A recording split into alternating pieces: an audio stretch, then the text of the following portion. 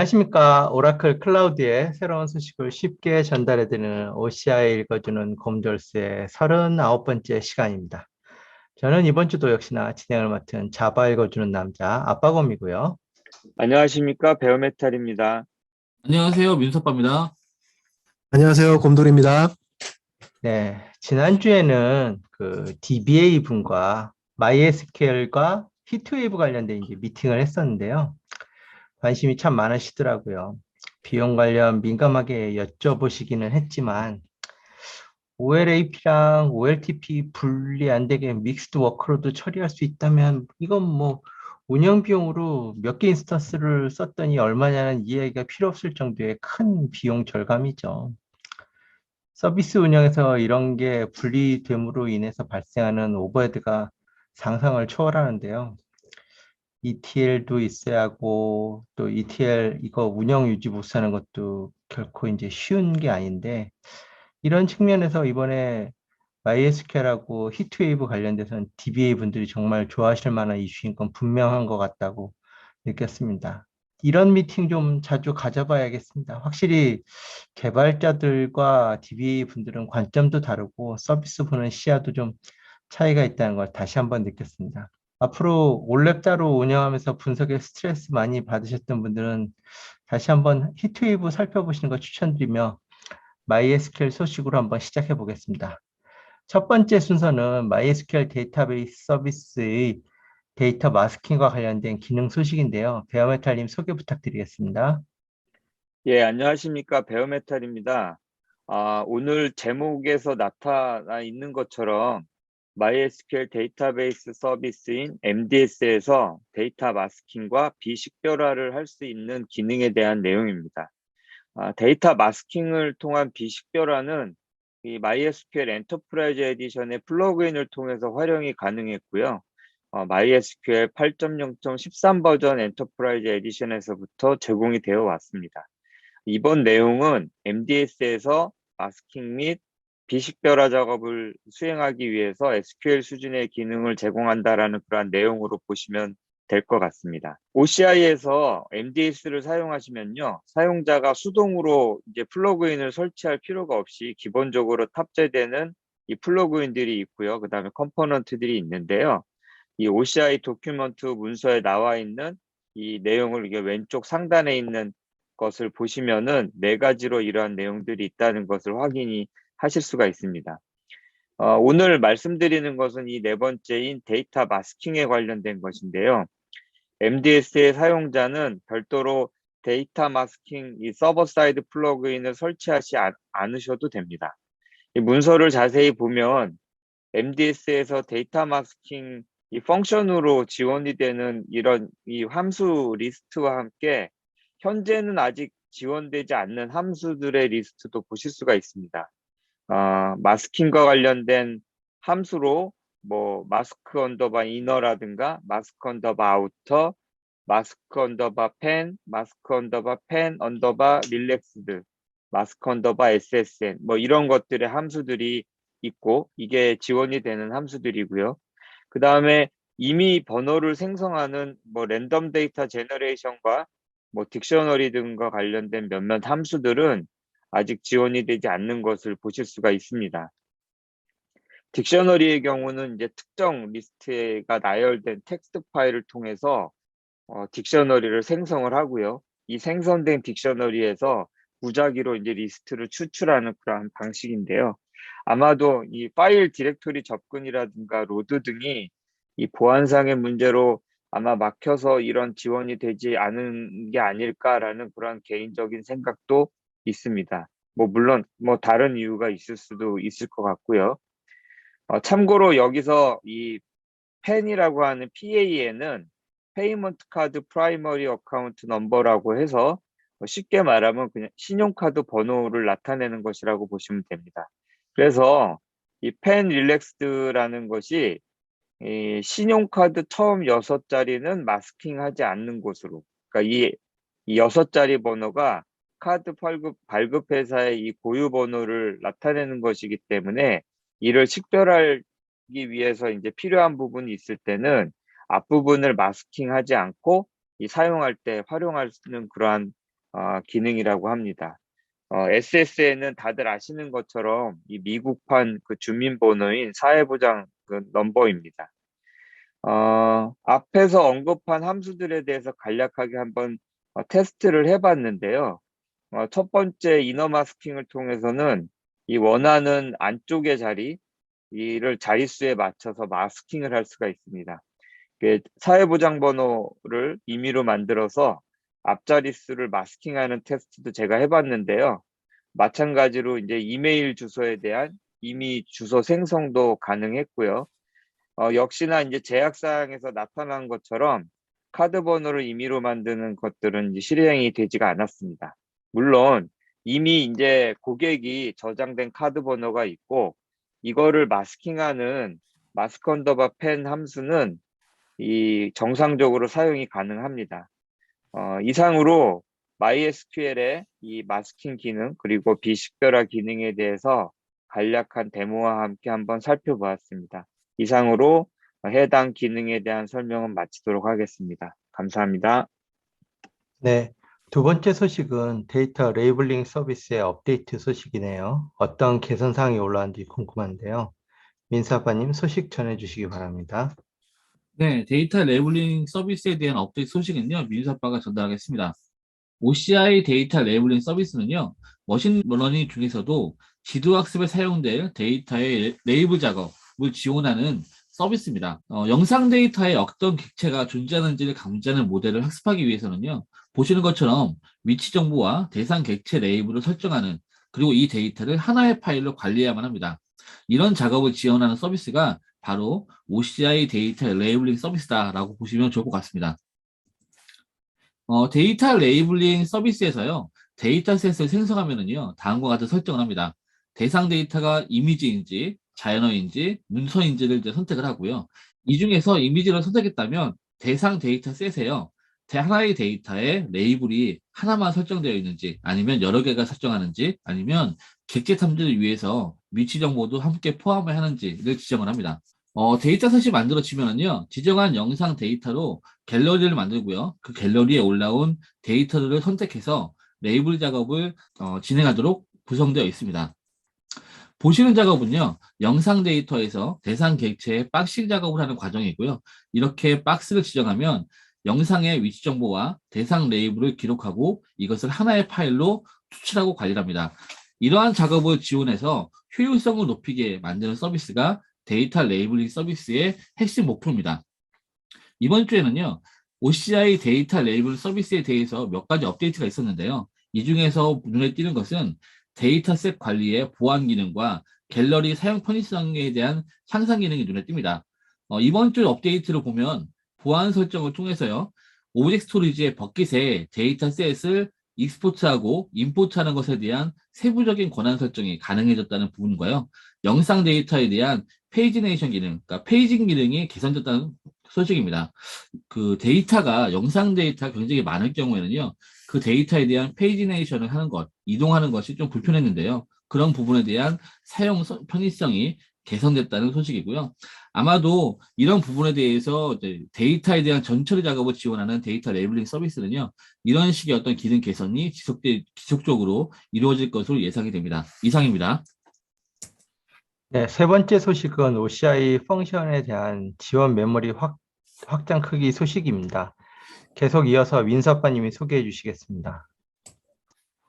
OCI 클라우드에서 인프라를 관리하지 않고 코드를 배포해서 실행 횟수를 기준으로 과금하는 서비스가 OCI 펑션입니다. 그 대상 코드는요, 컨테이너 형태로 배포가 됩니다. 이번 주에 업데이트되는 그 소식은요, 이 컨테이너에 설정하는 최대 메모리 크기가 1기가에서 2기가바이트로 확대했다는 소식입니다. 조금 더 큰 메모리 작업에도요, OCI 펑션을 사용할 수 있게 됐다는 점이 좀 반갑게 들립니다. 그 화면을 보시면은요, 보시는 화면은 OCI 펑션 애플리케이션을 생성하는 과정을 보여주는데요. OCI 펑션에서 실행된 코드를 배포하는 화면입니다. 그 코드는 컨테이너 형태로 사전에 배포된 것을 지정하는 것으로 시작이 되고요. 코드가 실행할 때 해당 컨테이너가 실행할 때 그 해당 컨테이너의 메모리 크기를 지정하는 것이 보입니다.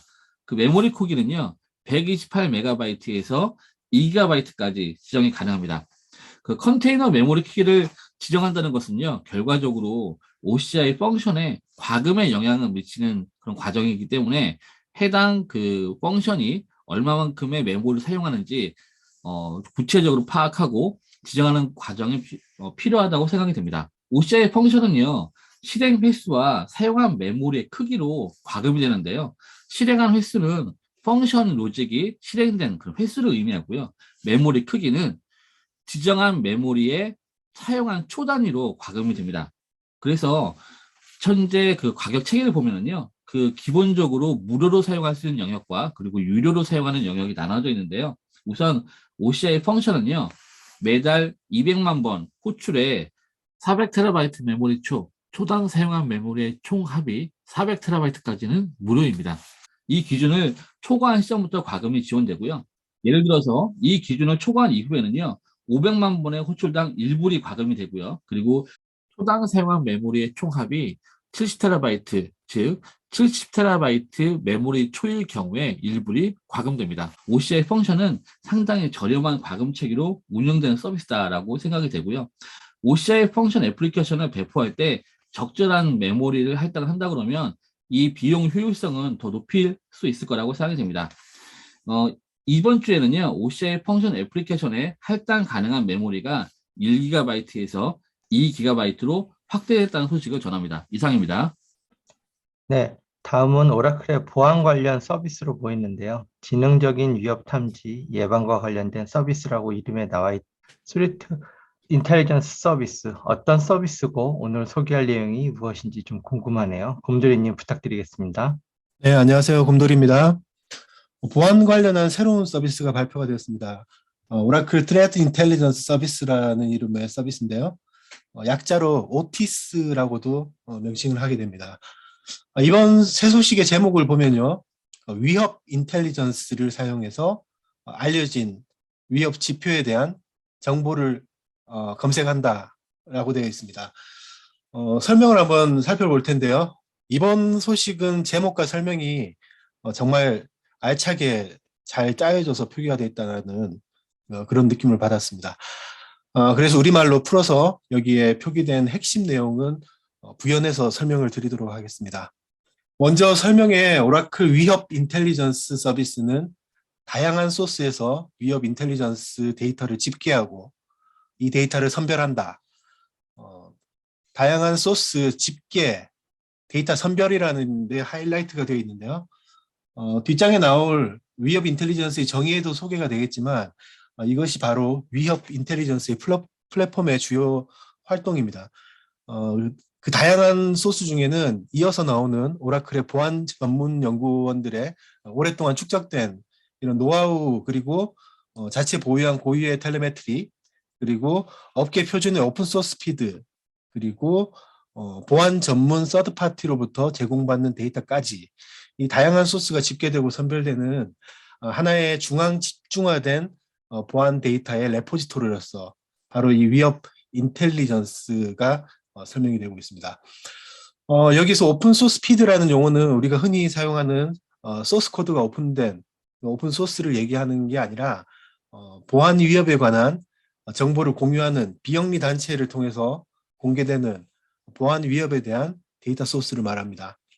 CTA라고 하는 이 사이버 위협 연합은 2017년도에 여러 글로벌 전문 기업들에 의해서 위협 인텔리전스를 서로 공유하는 이런 전략적인 협력으로 출범을 하게 되는데요.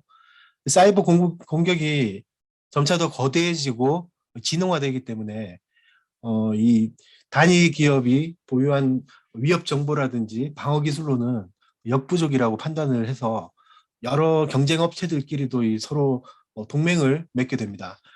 이후로 많은 업체들이 가입하게 되고 오라클도 마찬가지로 가입이 되어 있습니다. 그리고 오라클은 자체 데이터와 오픈소스 피드에 대해서 제3의 보안 전문 벤더들과 별도의 계약을 맺어서 위협 인텔리전스에 대한 다양한 소스를 확보를 하고 있습니다.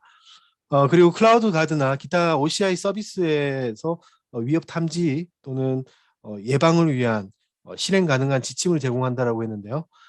위협 인텔리전스 서비스가 첫 번째로 통합하게 되는 서비스가 바로 클라우드 가드입니다. 오라클 클라우드 가드는 테넌시 전반에 잘못 구성되어 있는 뭐 리소스와 안전하지 않은 활동들을 감지를 하고 보안 관리자에게 클라우드 보안 문제를 분류하고 해결할 수 있는 그런 가시성을 제공하죠. 여러 가지 보안 레시피로 보안 불일치를 자동으로 수정하고 또 보안 운영센터를 효과적으로 운영하게끔 하는데요. 이 위협 인텔리전스는 자체 데이터베이스를 통해서 발견된 사항들을 세부적으로 탐색을 할 수가 있는데요. 클라우드 가드와의 통합은 보안 위협에 대한 알림이나 통지, 경고를 하는 전체 클라우드 환경의 통합 액세스 포인트로서 클라우드 가드가 사용되게 됩니다. 클라우드 가드에 대해서는 최우선으로 통합을 진행하고 있기 때문에 지금 단계는 거의 마무리 단계에 있다라고 하고요. 이어서 와프 서비스라든지 IDCS와 같은 아이덴티티 서비스, 그리고 DNS 서비스, 엘바스 서비스 이런 순서대로 점차 그 서비스 통합을 확대할 것으로 보입니다. 이렇게 악의적 행위자들은 주로 알려진 기술들을 사용한다는 데 대해서 다양한 소스를 통한 패턴 확보가 필요하겠죠. 위협이 감지된 정보는 그 형태나 패턴, 빈도 등을 고려해서 0에서 100까지의 신뢰 스코어를 매기게 됩니다. 그래서 의심스러운 IP나 도메인, 다양한 해시에 대한 시도들이 검출될 수가 있고요. 이러한 내용들이 위협 인텔리전스 데이터베이스에서 검색으로 확인할 수가 있습니다.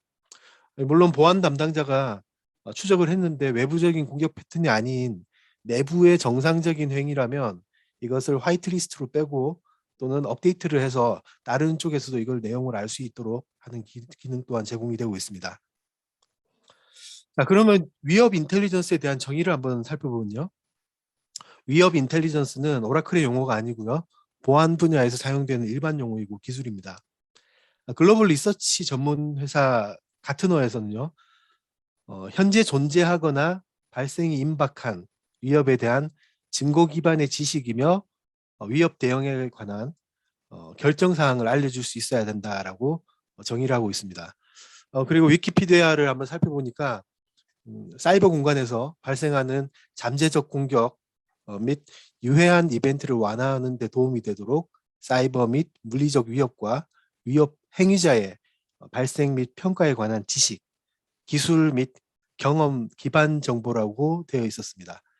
앞에 설명되었던 다양하고 광범위한 데이터 소스와 오라클의 그간에 축적된 보안 정보와 경험들을 바탕으로 서드파티 공급업체를 통해서 신뢰도를 더 높이고 연합으로 공유되는 오픈소스 피드를 통해서 지속적으로 보안 정보를 게더링하게 됩니다. 이러한 정보를 수집하고 집계하고 선별하기 위한 이 중앙 집중식의 레포지터리가 바로 위협 인텔리전스 플랫폼이라고 하는데요. 이러한 플랫폼에는 활동을 추적하고 분석하고 데이터를 저장하고 스트림하고 이런 컴포넌트들의 자체적으로 기업이 구축하기란 여간 비용이 많이 들 뿐 아니라 이렇게 신뢰된 데이터를 실시간으로 연결하기까지는 매우 복잡한 과정을 감당을 해야 됩니다. 이번에 제공되는 오라클의 위협 인텔리전스 서비스는 클라우드 가드와 마찬가지로 별도로 과금이 되지 않는 무상 서비스라는 것을 먼저 말씀을 드리겠습니다. 마지막으로 클라우드 가드나 OCI의 다른 서비스와의 통합을 함으로써 이 위협을 탐지하고 선제적으로 방어하고 포렌식 분석을 통해서 단순히 상세 정보만 제공하는 게 아니라 조치와 분석을 효과적으로 할 수가 있게 됩니다. 네, 마지막으로 콘솔에서의 위협 인텔리전스의 위치와 위협 지표 데이터베이스에서 정보를 확인하고 조회하는 화면을 보시면서 마무리하도록 하겠습니다. 콘솔 상위 메뉴인 아이덴티티 앤 시큐리티 아래 스레트 인텔리전스 항목이 새로 생긴 것을 볼 수가 있습니다. 현재 버전에는 오버뷰에는 각종 기능에 대한 설명서가 표시되어 있고요. 주 메뉴에는 위협 인디케이터 데이터베이스라고 하는 게 보이고요. 찾을 유형에 따라서 도메인, IP 또는 각종 해시, URL 등을 선택을 하거나 위협 타입을 선택을 해서 약 50여 개 이상의 위협 형태를 선택적으로 조회할 수가 있습니다. 조회 날짜는 지난 6개월까지 조회가 가능하고요. 신뢰 점수별로 위험도를 선택을 해서 조회가 가능하도록 되어 있습니다. 검출된 위협 정보를 클릭하면 위협에 대한 보다 상세한 정보를 확인할 수가 있습니다. 앞서 설명드린 대로 첫 번째 통합 대상은 클라우드 가드가 조만간 될 것 같고요.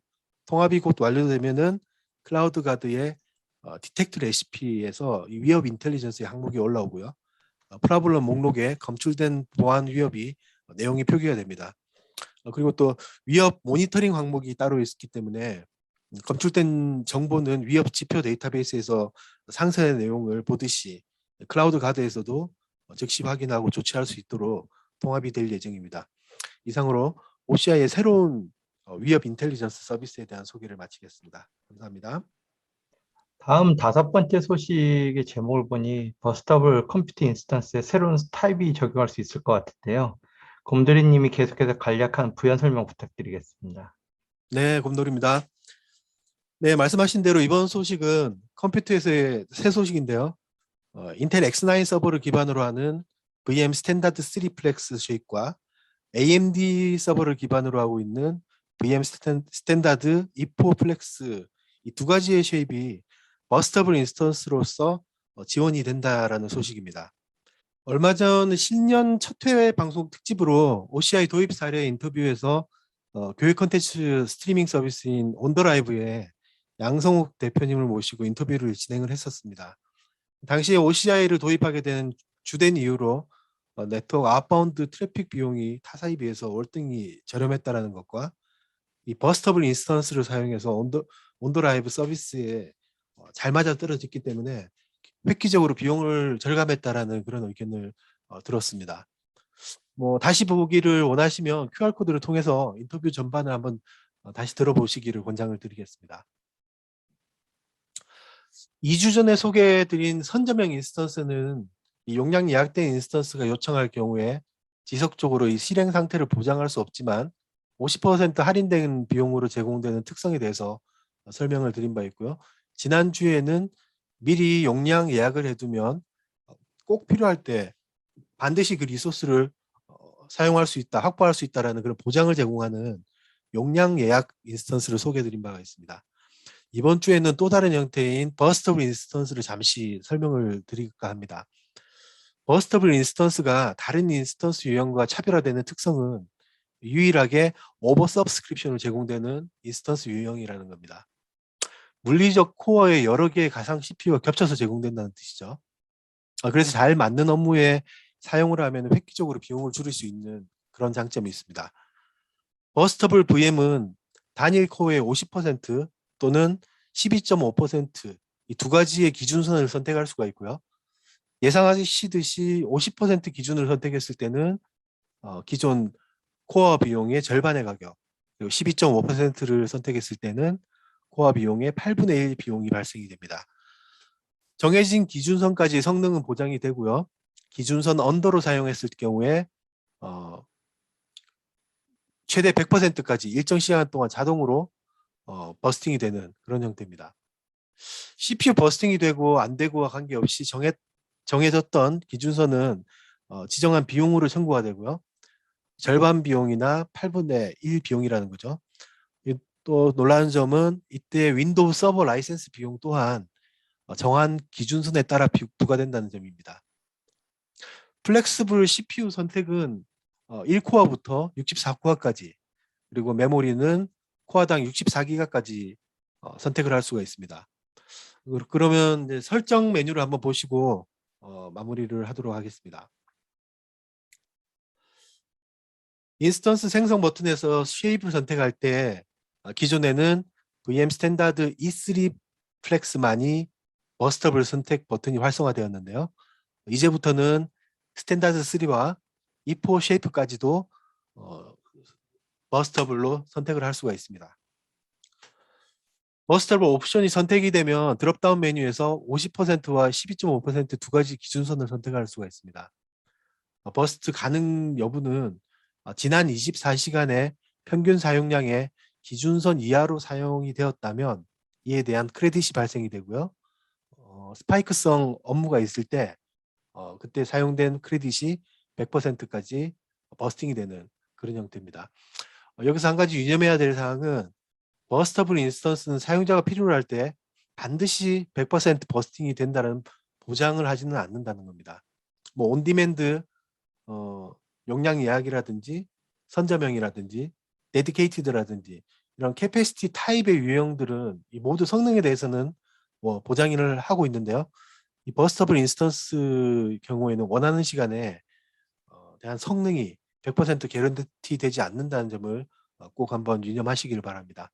이상으로 버스터블 인스턴스에서 추가된 쉐입 지원에 대해서 설명을 마치겠습니다. 감사합니다. 여섯 번째 제목은 자바 딥다이브와 토폴로지 기능 향상이라고 되어 있네요. 민수아빠님 어떤 내용인지요?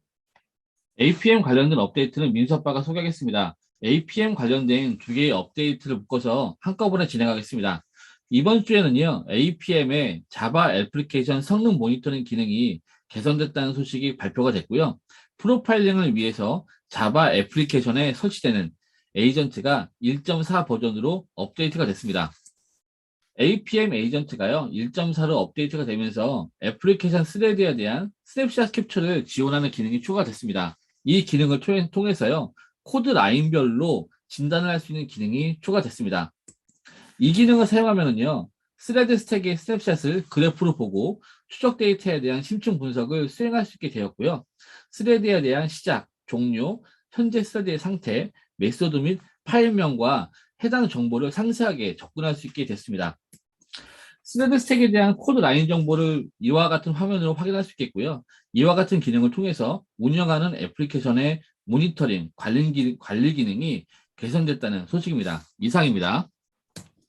일곱 번째 소식으로 오랜만에 NoSQL 데이터베이스 클라우드 서비스의 새로운 기능에 대한 소식입니다. 아마도 많은 분들이 오라클에 NoSQL 갖고 있다는 사실을 모르고 계시는 분이 많을 것 같습니다. 오래전부터 오라클이 독보적인 NoSQL을 갖고 있고 현재 오라클 클라우드에도 이 기술이 파스 서비스로 올라가 있습니다. 이 서비스가 바로 오라클 NoSQL 클라우드 서비스인데요.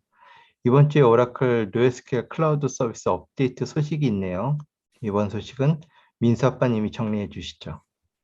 오라클은요, 광경 데이터베이스 전문 기업의 이미지가 너무 강하다 보니까요, 광경 데이터베이스 이외의 기술들은 주목을 받지 못하는 경우가 종종 있었습니다. 그런 대표적인 기술이 바로 오라클 NoSQL이라고 생각이 되는데요. 개인적으로는 오라클의 여러 솔루션 중에서 오라클 NoSQL이 가장 저평가된 기술이 아닐까라는 생각이 듭니다.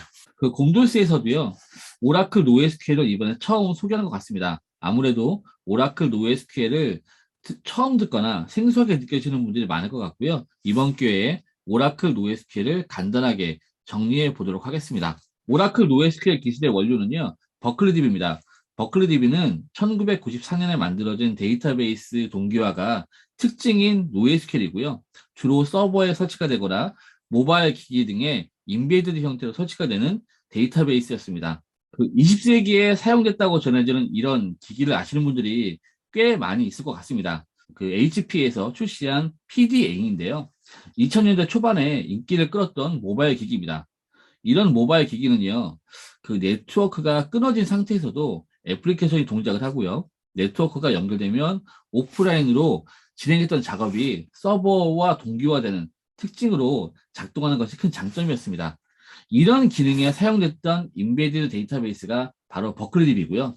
버클리DB를 개발한 3피켓 소프트웨어는요, 2006년 2월에 오라클에 인수됐습니다. 오라클은요, 인수한 버클리DB를 토대로 2006년 9월에요, 오라클 버클리DB 자바 에디션을 개발했고요. 그리고 오라클 버클리DB 자바 에디션을 분산 데이터베이스로 확장해서 오라클 NoSQL 데이터베이스를 개발했습니다. 그리고 이것을 2011년 9월에 발표했고요.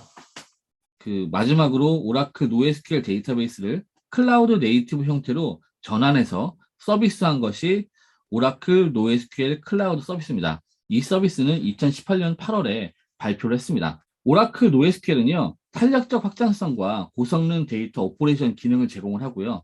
키밸류 스토어와 그리고 다큐먼트 DB의 특성을 모두 제공합니다. 따라서 제이슨 기반의 다큐먼트 DB 형태로 구성을 하면은요, 테이블을 구성하면 세컨더리 인덱스를 여러 개 만들 수 있고요. 그리고 각 테이블별로 SQL을 지원합니다. 따라서 오라클 NoSQL은 SQL이 지원이 되는데요. 이 SQL은 여러 테이블에 대한 조인문이 결정되는 것이 아니라 단일 테이블에 대해서 SQL로 데이터를 오퍼레이션하는 기능을 제공을 합니다. 이런 특징을 갖는 오라클 NoSQL 데이터베이스 클라우드 서비스는요, 이번 주에 중요한 3가지 기능을 업데이트해 발표했습니다. 첫 번째 기능은요, 온디맨드 과금 체계가 새로 만들어졌습니다. 기존의 오라클 NoSQL 데이터베이스 클라우드 서비스는요, 테이블 단위로 리드, 라이트 자원 규모를 결정하고요, 그리고 저장소의 크기를 지정하는 방식으로 만들었습니다. 이런 설정은요, 테이블 단위로 사용량이 늘어날 때 그 예측 범위를 넘어선 어떤 오퍼레이션이 작업을 한다면요, 읽기와 쓰기에 대한 발생 크기를 조정해야 되는 그런 불편함이 있었습니다. 그런 관리적인 불편함과 비용적 측면에서의 편리함을 개선하기 위해서요, 온디맨드 캐퍼시티 과금 체계가 추가가 됐습니다. 따라서요, 이런 과금 체계를 사용하면 읽기와 쓰기 요청이 갑자기 증가하면 필요한 자원에 대한 증설이 자동으로 이루어지겠고요. 그리고 이런 요청이 줄어들면 자원에 대한 증설이 다시 축소가 되는 이런 자동화를 경험할 수 있습니다. 이 과금 체계를 이용하면 NoSQL이 발생하는 부하가 시간별로 혹은 일별로 변하는 환경에서요, 관리 편의성과 그리고 비용 최적화에 대한 도움이 되는 그런 기능이라고 생각이 됩니다. 비주얼 스튜디오 코드라는 그런 개발 환경이 최근에 개발자 사이에서 굉장히 큰 인기인데요. 비주얼 스튜디오 코드에 오라클 NoSQL 데이터베이스 클라우드 서비스를 지원하는 플러그인이 새롭게 추가가 됐습니다. 이 플러그인의 이름은 오라클 NoSQL 데이터베이스 커넥터고요. 이 플러그인을 설치하고 오라클 클라우드에 대한 접속 정보를 입력하면요, 오라클 NoSQL 데이터베이스 클라우드 서비스에 대한 테이블 생성, 삭제, 조회 기능을 경험하실 수 있습니다. 오라클 NoSQL 클라우드 서비스를 접속하시면요, 보시는 화면처럼 오라클 NoSQL의 테이블을 생성하고 수정하는 작업을 비주얼 스튜디오 코드에서 하실 수가 있겠고요. 그리고 테이블에 저장된 데이터를 SQL로 조회하고 확인할 수 있습니다. 오라클 NoSQL 데이터베이스 커넥터를 통해서요, 오라클 NoSQL의 사용 편의성이 대폭 개선될 전망입니다. 마지막으로 오라클 NoSQL 데이터베이스 마이그레이터라는 툴이 기능 개선됐다는 소식입니다. 이제 클라우드 서비스를 대상으로 데이터를 파일 시스템과 OCI 오브젝트 스토리지에 익스포트하고 임포트하는 기능이 가능해졌습니다. 그래서 이 기능은요, OCI에서 오라클 NoSQL의 데이터를 관리하고요, 전체적인 데이터 파이프라인을 자동화 구성하는 데 큰 도움이 될 전망입니다. 이번 주에 오라클 NoSQL을 대상으로 사용량 중심의 과금 모델, 그리고 개발자에 대한 개발 효율성을 향상시키는 플러그인 공개, 그리고 데이터 통합 툴인 오라클 NoSQL 데이터 마이그레이터와 같은 기능이 공개되고 개선됐다는 소식을 전합니다. 이상으로 오라클 NoSQL 클라우드 서비스에 대한 업데이트를 정리하겠습니다. 8번째 소식은 오라클 데이터 세이프의 UI 변경과 관련된 소식입니다. 베어메탈님 설명 부탁드리겠습니다. 네, 베어메탈입니다. 이번 업데이트 소식은 데이터 세이프와 관련된 내용이고요. 4가지 메뉴인 데이터 디스커버리, 데이터 마스킹, 액티비티 오디팅과 얼라트 같은 메뉴가 OCI 콘솔 메뉴로 통합되었다는 내용입니다. 이 간단한 메뉴 변경에 관한 내용이지만 이전에 소개했던 내용과 더불어 같이 복기해 보도록 해보겠습니다. 이전 22회차 곰돌스 방송에서도 데이터 세이프의 이 메뉴 변경 및 통합과 관련된 내용을 소개하면서 해당 내용과 함께 데이터 세이프의 내용을 정리해 드린 바가 있습니다. 이 데이터 세이프는 오라클 데이터베이스에 대한 보안과 이 보호 관리 서비스이고요. 어떤 데이터가 중요한 데이터인지 아닌지 그런 데이터의 민감도를 이해할 수 있게 하고 데이터에 대한 위험이 있는지 이를 평가하고 민감한 데이터가 있다면 안 보이게 마스킹 처리도 하고 뭐 사용자 보안을 평가한다든가 사용자 활동을 모니터링한다든가 또 데이터 보안 규정 준수를 처리한다든가 뭐 이러한 것들을 한다라고 아주 길게 얘기를 한 적이 있습니다. 그리고 9월 28일자에 이 시큐리티 어세스먼트인 보안 평가와 유저 어세스먼트인 유저 평가 메뉴가 OCI 콘솔에 통합되었다고 이미 말씀드린 적이 있는데요. 그때 화면을 한번 보시면 이 아래 나머지 메뉴 옆에는 이동 아이콘으로 아직 남아 있었던 그런 상태였습니다. 오늘 내용은 바로 이 나머지 메뉴들이 OCI 콘솔 메뉴로 통합이 되었다라는 그러한 내용이고요. 메뉴의 변화에 대한 오늘 내용은 이렇게 간단하게 마치도록 하겠고요. 이 데이터 세이프화에 대한 설명은 이전 22회차 OCI 읽어주는 곰돌스 영상을 참고해 주시면 감사하겠습니다. 이상으로 데이터 세이프에 대한 메뉴 변경 내용 마치도록 하겠습니다. 네, 다음 소식은 엑사CC에 적용된 업데이트 세 가지인데요. 10번째, 11번째, 12번째 이 세 가지 소식을 쭉 이어서 베어메탈님이 소개해 주시겠습니다. 네, 베어메탈입니다.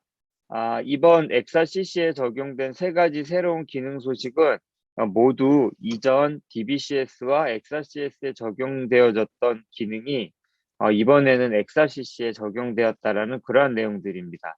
이 각각의 기능들의 세부 사항들은 이미 이전 곰돌스에서 자세하게 설명드린 것들이라서 어떤 내용이 그럼 적용된 것인지 하나하나 한번 살펴보면서 진행을 하도록 하겠습니다. 이 세 가지 소식 중에 첫 번째 소식은 데이터 가드 타입에 대한 선택에 대한 내용이었는데요.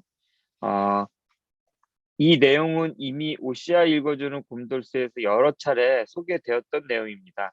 이 사용자가 디지 어소시에이션을 구성할 때나 이후에 이제 디지 타입을 변경하거나 할 때 이런 것들을 선택하게 되는데요.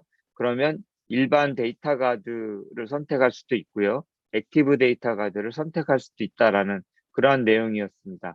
물론 이런 고객의 선택에 앞서서 해당 라이선스가 사용이 가능한지 그런 것들을 잘 한번 살펴보라는 그런 깨알 같은 충고도 사실 있습니다. 연초인 1월 13일에 VM, BM 기반 DBCS에 먼저 적용이 되었었고요. 이후 엑사CS에 적용이 되고 이제는 2월 17일자로 엑사CC에 적용이 되었습니다. 해당 내용은 앞서 말씀드린 것처럼 OCI 읽어주는 곰돌스 35회차를 참고해서 보시면 될 것 같습니다. 다음 소식인데요. 이번 소식은 엑사CC의 두 번째 소식으로 이 PDB의 생성 삭제 변경과 관련된 관리 기능을 OCI 콘솔과 API를 통해서 할 수 있다라는 내용입니다. 해당 기능도 지난 곰돌스를 통해서 두 차례 전달해 드린 바가 있습니다. 앞서 말씀드린 DG 타입 변경과 마찬가지로 BM, VM, DBCS에 적용된 기능이 엑사CS를 거쳐서 엑사CC에 적용이 되어진 것을 보실 수가 있습니다. 해당 내용에 대한 자세한 설명 또한 말씀드린 OCI 읽어주는 곰돌스 35회차를 참고해서 보시면 좋을 것 같습니다. 다음 마지막 세 번째 소식인데요. 데이터 가드 어소시에이션을 생성 구성할 때 SID 접두사 지정에 대한 내용이었습니다. 역시나 엑사CS에 해당 내용을 설명드릴 때 제가 상세히 설명을 드렸습니다. 다음 페이지를 보시면 해당 내용은 이 PDB 관리와 마찬가지로 35회차 곰돌스를 참고해서 보셔야 되는데요. 해당 URL 접근을 위한 QR코드도 참고로 이렇게 넣어 놓았습니다. 저희 채널을 구독하시는 분들은 이 모두 플레이리스트를 통해서 이 채널 플레이리스트가 보이시기 때문에 쉽게 접근하실 수가 있을 것 같네요. 이번 엑사CC에 적용된 새로운 기능들은 이미 DBCS나 엑사CS에 이미 적용되어진 내용의 것들이 엑사CC에 적용된 것으로 이전에 저희 곰돌스 방송을 통해서 상세하게 모두 설명이 드린 내용입니다. 다시 한번 이 키워드를 통해서 한번 예전의 기억들을 되새기면서 이 되새김질을 하는 그러한 시간이 되셨으면 좋겠습니다.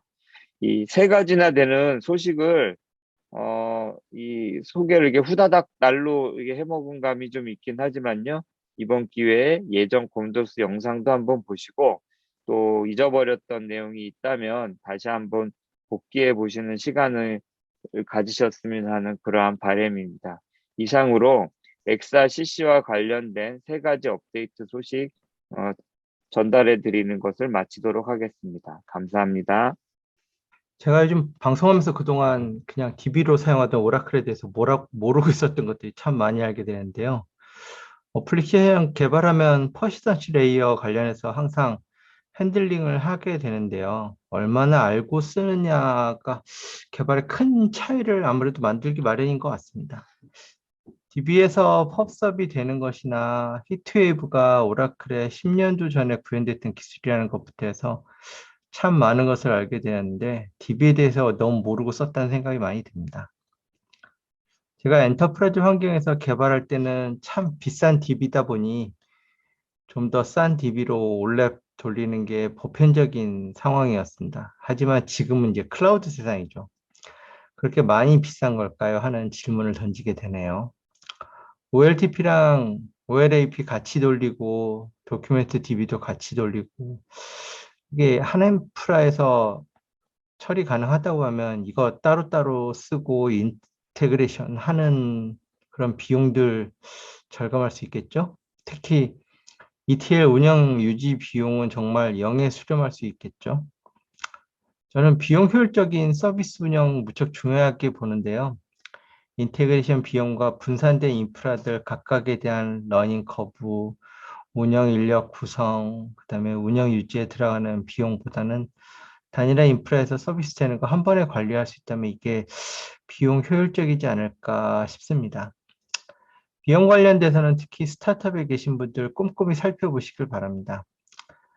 투자로 초기 적자를 감내하면서 서비스 개발하는 스타트업에서 고정비는 줄일 수 있으면 무조건 줄여야 한다고 생각합니다. 그렇게 줄인 비용 사람에게 더 쓰고 좋은 사람들 더 모일 수 있도록 해야 성공한다고 저는 믿습니다. 오늘 설명 듣고 궁금하시다고 생각되는 질문은 꼭 댓글로 남겨주시고요. 이상으로 OCI 읽어주는 곰돌스 39번째 시간을 마치도록 하겠습니다. OCI 읽어주는 곰돌스가 유익하다고 느껴지신다면 구독, 좋아요, 알림 설정 부탁드리겠습니다. 지금까지 OCI 읽어주는 곰돌스의 아빠곰 베어메탈 민수 아빠, 곰돌이었습니다. 네, 감사합니다. 감사합니다. 네, 수고하셨습니다. 수고하셨습니다.